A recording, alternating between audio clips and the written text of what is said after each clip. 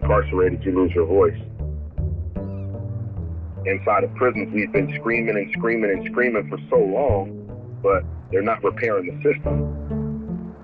I mean, there's so many different issues that go on that are health issues, and especially any type of airborne virus and issues with physical abuse.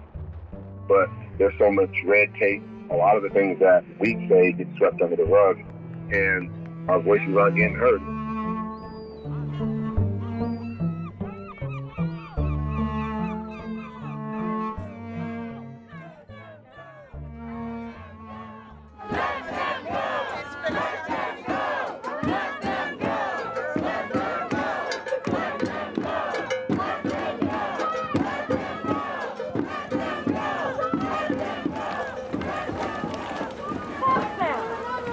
I'm not going to be able to do this without crying.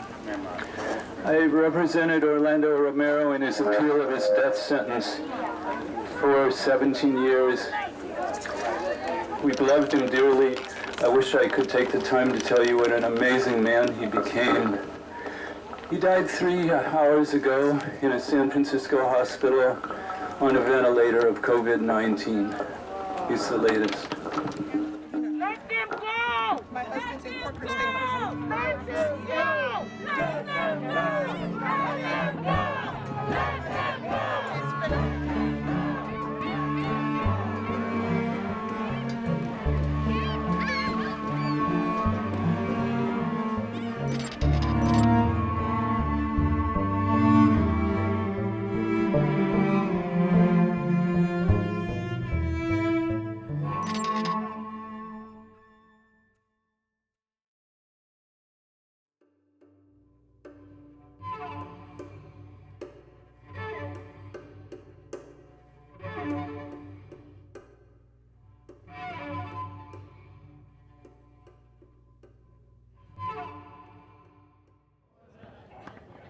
News out of Chino tonight. 3 more inmates at the state prison there have died of apparent complications from coronavirus. This brings the COVID-19 death toll to 9 now. 2 inmates died earlier today at a hospital. Another died just yesterday. Now, the facility currently has 457 positive cases of coronavirus. Authorities have announced some various measures, though, to combat the infections in the federal prisons, things like limiting inmate visits. My name is Mark Silk. I came to Chino in 2018 as a high-risk medical inmate. They say that I'm high risk for liver problems, high blood pressure, heart problems. It's very worrisome.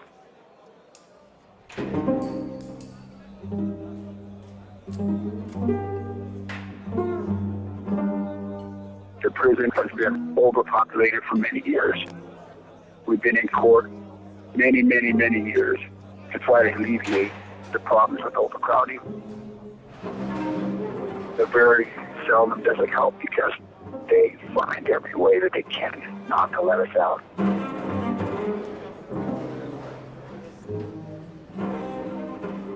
Imagine a big open room with 60 bunk beds spread out on each side. There was 130 when I first got there, 138 of us in that building. And probably 40 of them were living on top of other people. 30 people were taken out there because of symptoms, and they found out later they were sick. That was the beginning of a major outbreak there that just kept getting worse and worse and worse. And you just can't stop it in those kind of dorms.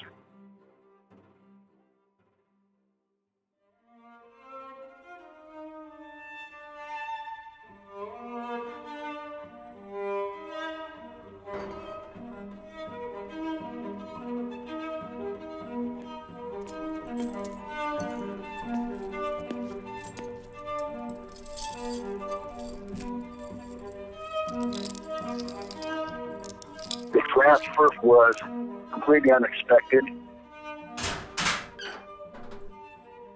There was 25 from my yard, plus 3 other yards, were all put together. Subsequently, I was transferred to San Quentin, California.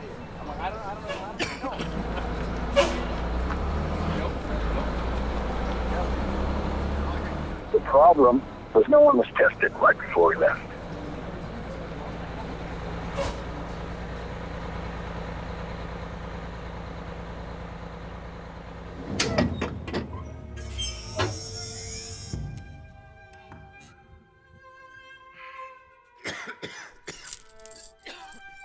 In the buses that we got on, they started on the back and just packed it as tight as they could pack it until they were full.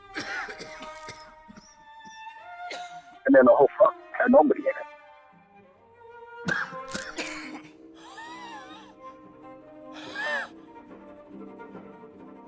There was people on my bus, two particular guys, that complained before we left. Hey, I don't feel good. One guy was coughing. As a matter of fact, he coughed on the whole 10-hour bus trip. If we asked the transportation officers about it, they don't want to hear it. And they told us, you just shut up. Don't worry about it. Just sit down. Do what you're told. There's nothing we can do.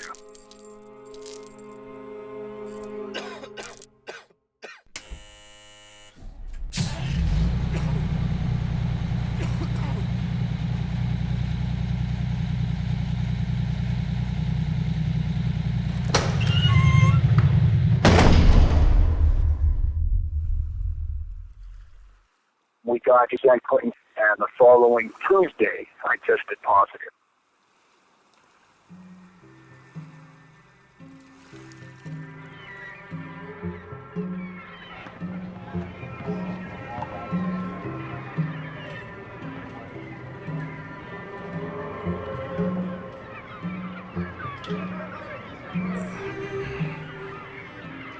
My name is Larry Williams. I'm housed inside of San Quentin. My nonviolent release date is March of this coming up year, which would make me 9 months away from freedom. I've been a worker the whole time here. I was passing out food and cleaning up and sweeping the piers, and I've been in no trouble. They have been talking about prison reform and change and overcrowding reduction, but there is no real reform still set in place. They came up with the tough on crime bill in the early 90s, and that changed crimes that are determined to be violent to where your sentence would be doubled up. So you get an enhancement, and you end up having 15, 20 years for a crime that probably carried 2 or 3 years. There were no inmate cases of COVID inside of San Quentin, but on May 30th, they brought 120 inmates from Chino prison, and then 5 days later, there was an outbreak here.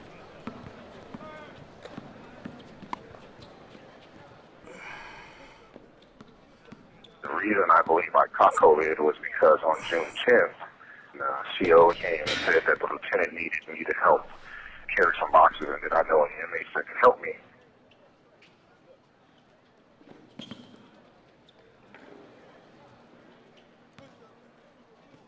So we started carrying the stuff. We had to carry it up 5 flights of stairs and 4 flights of stairs. After we moved 30, 40 boxes apiece, I asked one of the COs that were out there supervising this which property it was, and it was all the property of the inmates in Chino, which we didn't know at first. So we were all sweating, our pores were all opened, and we're probably already infected. But they thought it was a joke, and they're telling us we're going to be okay.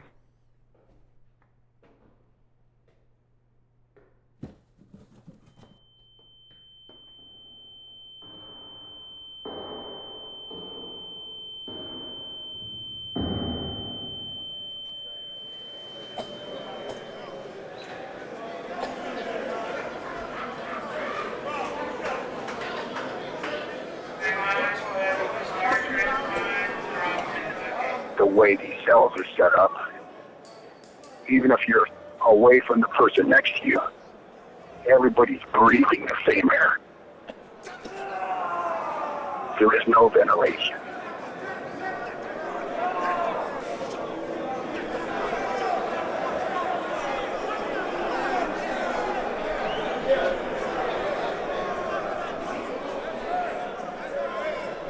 It's so bad now that the psych health department, mental health, won't come in because it's a positive unit.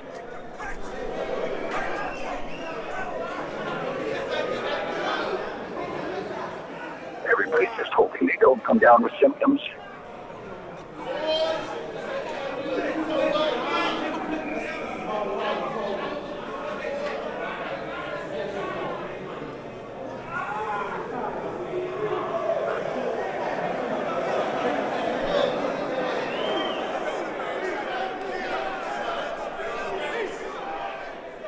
Especially in prisons like this, where the cells are 4 foot wide and they're a little less than 9 feet long.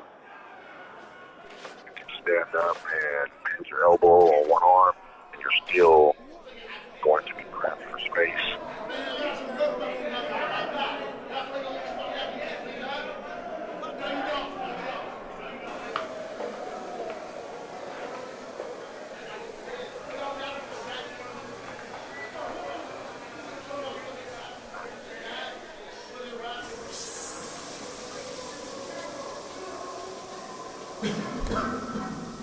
Anything that happens in prison, there is no such thing as a social distance.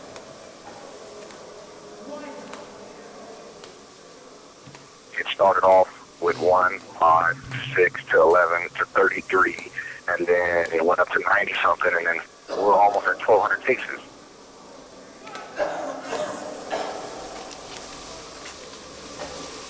It's a shower that has 8 heads, only 6 of them work. And they put 50 inmates in there.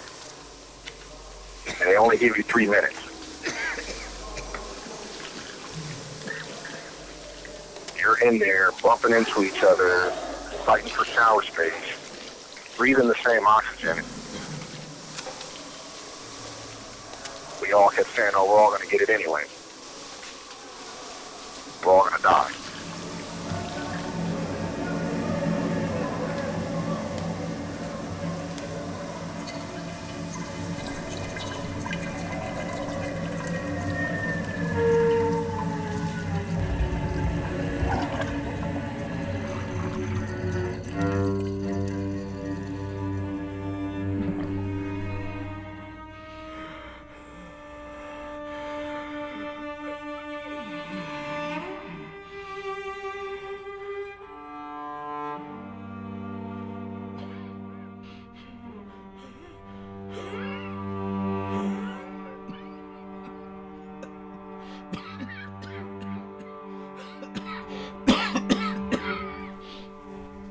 When they finally came and said that I was infected, then the symptoms kicked in even worse.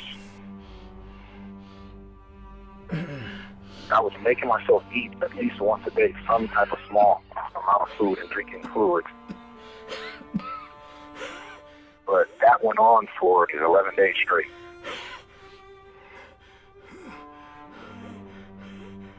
They're not properly treating us. I had headaches for days, brought it up to these people, said they were going to give me Tylenol, never brought it. I was spitting out mass amounts of real thick mucousy phlegm. They told me they were going to give me and others cough medicine. They never did it.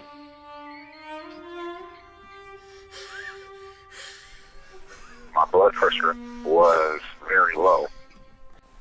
It was 97/46, and then it went down to 88/38.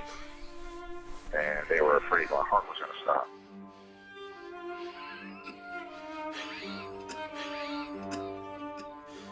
They could never take me to get no medical treatment.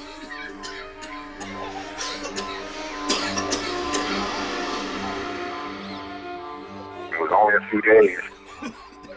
So for those few days, I really had to think about my mortality.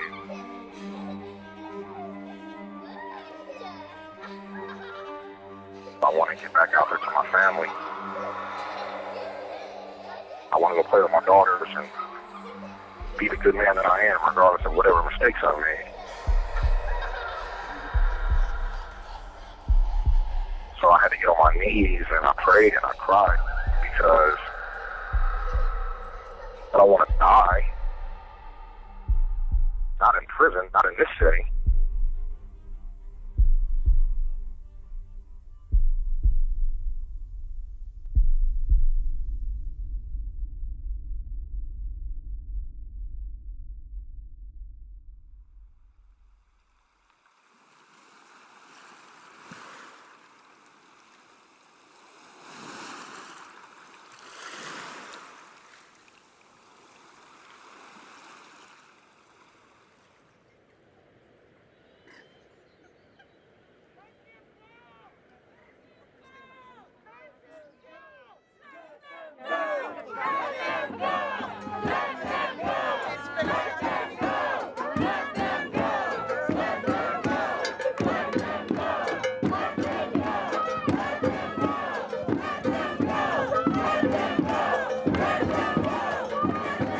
We put this together, and this is all families out here. We all got loved ones in there, and we're tired, and we want them home. We did the petitions. We asked nice. Now we're demanding, and that's it. Ain't nobody else gonna fight for him. He know his wife out here fighting. He don't deserve none of this. None of this bullshit ass care y'all in here giving these people that contracted COVID. I am his wife. I am his voice. As long as he behind those walls, I'll continue to fight. He's more than an inmate. He's more than a number.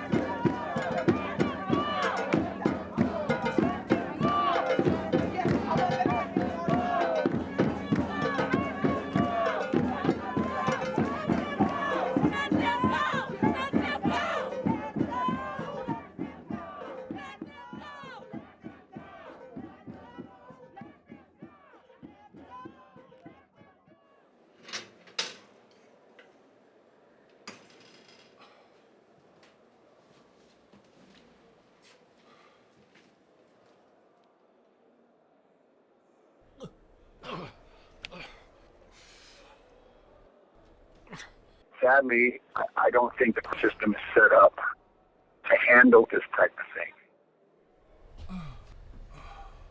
There's positives in every building and every part of this institution living with people that aren't positive. And it's just a very bad situation. I'm not sure if you can blame the guards or the system or society as a whole.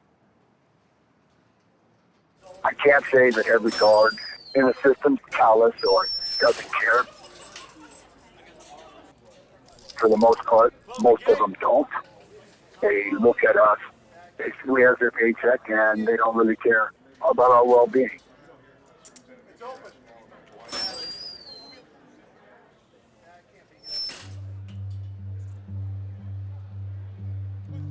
When you're sitting there waiting for that release date, it's kind of like mental purgatory. In between heaven and hell, like sitting in limbo.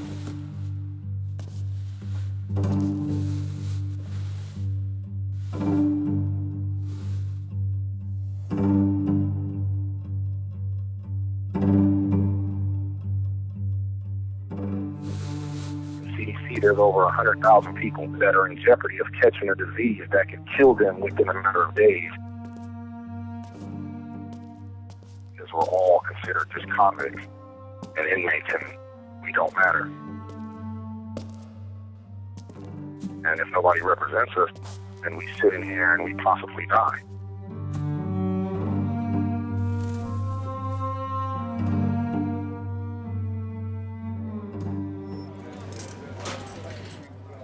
There's a lot of us that deserve to go home.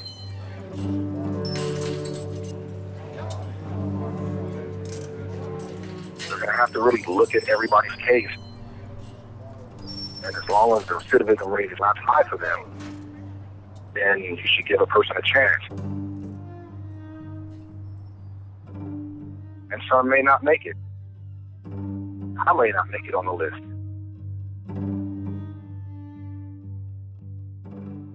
But for those who will, They need to open the doors and give us a chance to go out here and be productive members of society.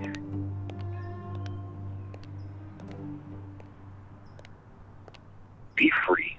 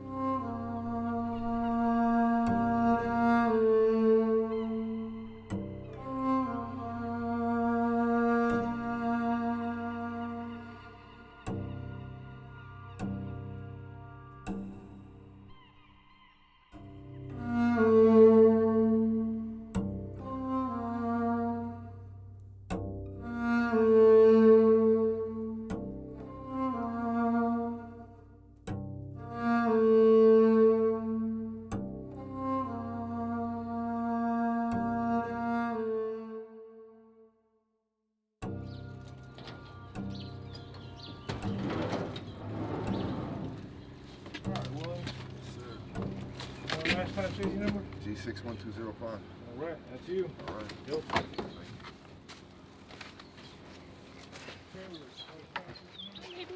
think they do.